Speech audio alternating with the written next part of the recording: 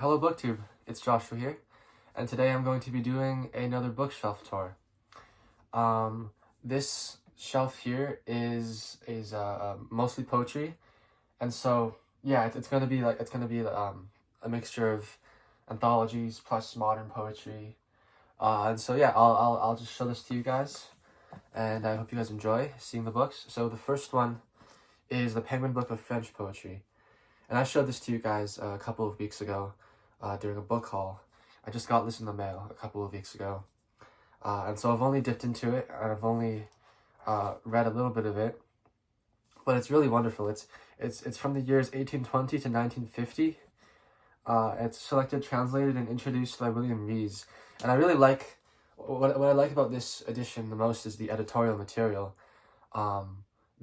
Rees, he writes a general introduction, which also goes into how French poetry works in general in terms of the meter. And then he also writes an introduction for each time period or each, movement of poetry, as well as an introduction for each poet themselves. So it's really wonderful editorial material. This is really helping me learn. I'm reading the first section on romanticism, and it's really great. So yeah, there's French poetry. Now it's going to be English language poetry from here on, starting with the new Oxford Book of Light Verse. This is edited by Kingsley Amis, and I really love the cover on here, by the way. It's really, I don't know where this is from, but I love this kind of painting. And this is just, a book of light verse. I haven't looked at it. I haven't read too much of it. I've dipped into it every so often. But yeah, I don't really have much else to say about that. And next up is another Oxford book. This is the new Oxford Book of English Verse. This one's edited by Helen Gardner. And you'll see I actually have two editions of the new Oxford Book of English Verse. Both of them edited by Helen Gardner, although there are other versions of the new Oxford Book of English Verse that are edited by other editors like Christopher Ricks or the original. I can't remember who edited the original, but there were other editors. But I just have two Gardners, and I really treasure these anthologies. I think Gardner does a really good job selecting the poems for each poet. And yeah, just really enjoyable. These are kind of, I turn to these a lot as like references. If I ever wanted to look up a certain poet, I'll either turn to these or maybe the Norton anthology on this top shelf here. Oh yeah, and I mean the reason why I have two is because I found both of them at a book sale, except I found this one 1 year before, and then I found this one just this year, and this one's in a lot worse condition, so I figure it's a good idea to have a backup in case this one falls apart. So that is why I have two of them. Next up is the Penguin Book of Canadian Verse, edited by Ralph Gustafson. So I'm Canadian, but I'm not really well read in Canadian literature at all. So I haven't read. I have one other book. I have one other anthology of Canadian verse, but I haven't read either of these, and I haven't read many Canadian novels either. So that will be something in the future for me to do. But yeah. So I haven't really looked at this, but yeah. Here is the Norton Anthology of English Literature. But it's the Major Authors edition. I believe this is the third edition. Yeah, the Major Authors edition, third edition. And I really love this cover. I mean, it's just portraits of all these authors, and I believe these are all the only authors that you get in this anthology. Whereas in a normal Norton anthology, you'll get a lot of more minor authors as well. It's here you just get these big names, Beowulf, Chaucer, Spenser, Shakespeare, Donne, Johnson, Milton, Dryden, Swift, Pope, Samuel Johnson, Blake, Wordsworth, Coleridge, Byron, and so on. And so it's really, really wonderful. And you get really large selections for each author because they've eliminated the minor authors, or the supposedly less important authors. Then they're able to include 100 pages for one author at a time, and I really like that about this edition. Okay. This is another anthology of Canadian verse. This is the Oxford Book of Canadian Verse. I don't know what this dust jacket is supposed to be. I don't know what that is. Yeah, I don't know. But there you go. This is edited by A.J.M. Smith. And again, I haven't read too much Canadian poetry or literature. But this will be something to look at in the future. This actually, interestingly, I think this earlier Canadian verse anthology is only in English. This one includes both English and French poetry, taking into account, poets from Quebec. So that I think that's really fascinating. And next up, from now on, it's mostly just modern poetry, I think. So here we have the complete poems of Hart Crane. Yeah, with a new introduction by Harold Bloom, of course. He writes the introduction to everything, it seems. But yeah, Hart Crane. I'm not too deeply read in Hart Crane. I have a couple of poems which I really love that were written by him, like To Brooklyn Bridge would be one of them. Yeah. But yeah, I still need to dive into Hart Crane a bit more. And here's a favorite poet of mine, Elizabeth Bishop. She's wonderful. This is the Library of America edition. I took off the dust jacket because it was really annoying me when I was trying to read her, because it just it does that thing where it just slips in your hand and the dust jacket goes up.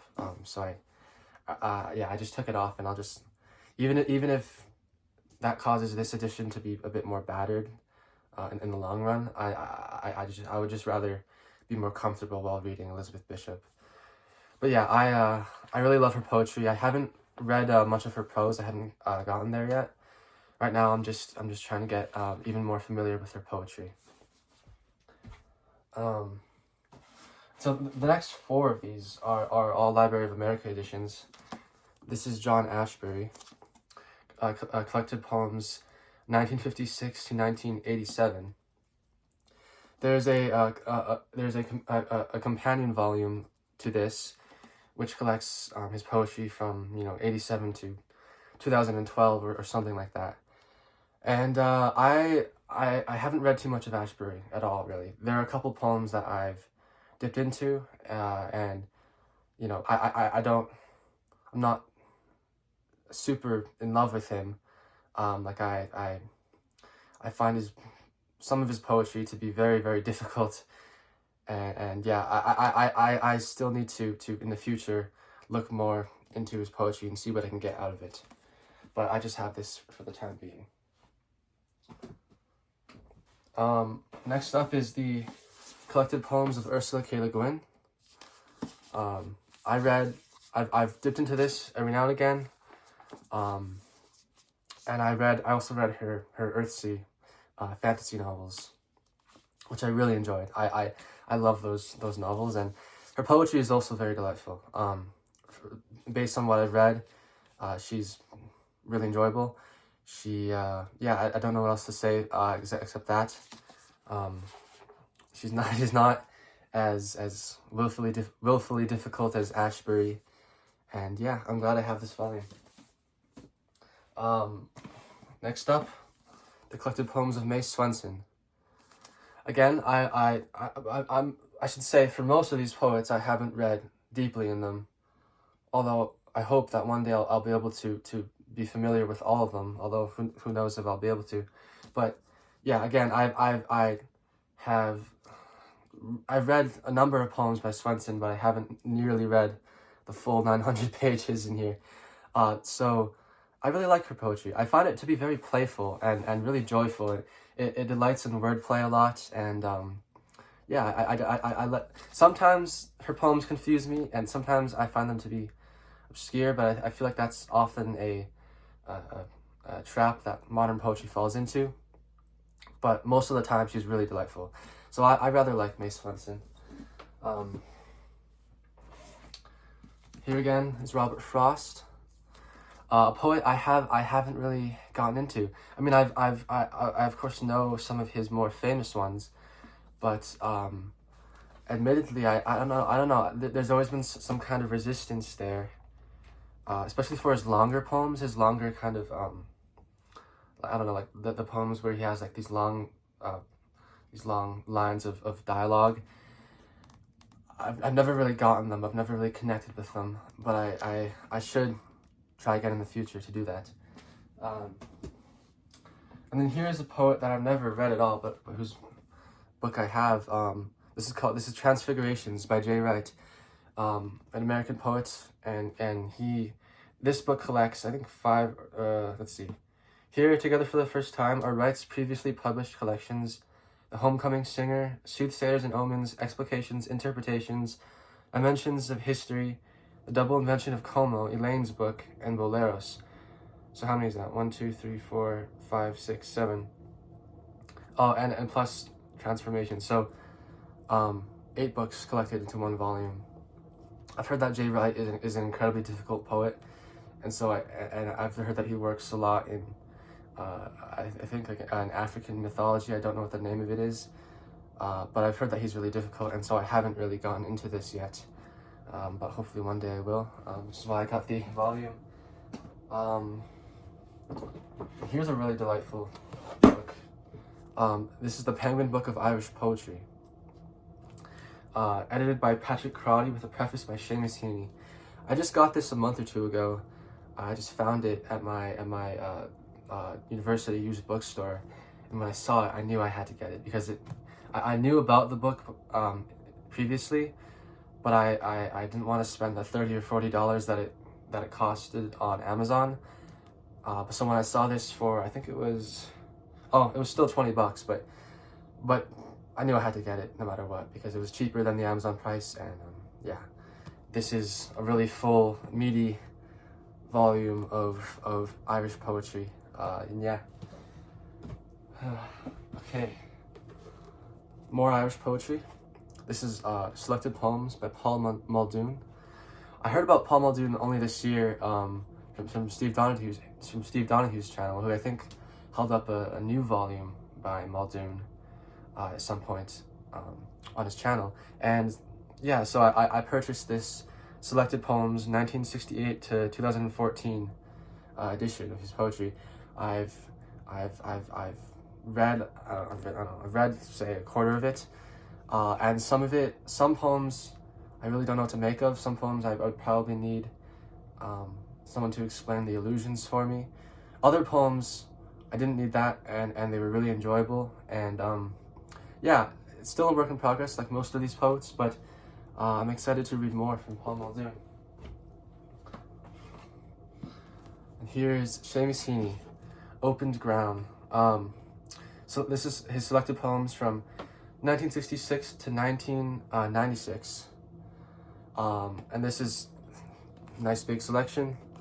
And what I value especially in here is actually the fact that there's his Nobel Prize lecture, because he won the Nobel Prize in 1995, and he wrote for his speech he wrote this lecture titled Crediting Poetry, and I read it, and it's just wonderful. I should at some point read you guys a passage from it, because there's so much beauty in that lecture. It's yeah, anyway, it's really great. And this is the last book here, the Antaeus Anthology. So this is a collection of modern poetry, kind of late 20th century poetry, taken from poems that were published in the Antaeus Journal or something, the Antaeus magazine. So I hadn't heard of Antaeus, I hadn't heard of this magazine before finding this volume, but apparently they were a magazine that ran, I don't remember the exact dates, but I think sometime from the 60s to the 80s, and they printed modern poetry. And so this is an anthology from that, and it has all kinds of modern 20th century poets, you know, Sylvia Plath, Eugenio Montale, translated of course, Marianne Moore, James Merrill, W.S. Merwin, Philip Larkin. I mean, you have all the kind of big names, plus a lot of lesser known poets here too. C.P. Cavafy. I don't know how, if I'm pronouncing that name right. Hart Crane, and yeah, so tons of other poets here. And yeah, that is pretty much it for this book haul, or not book haul, for this shelf tour. Sorry. So yeah, I hope you guys enjoyed that, and yeah, I'll see you.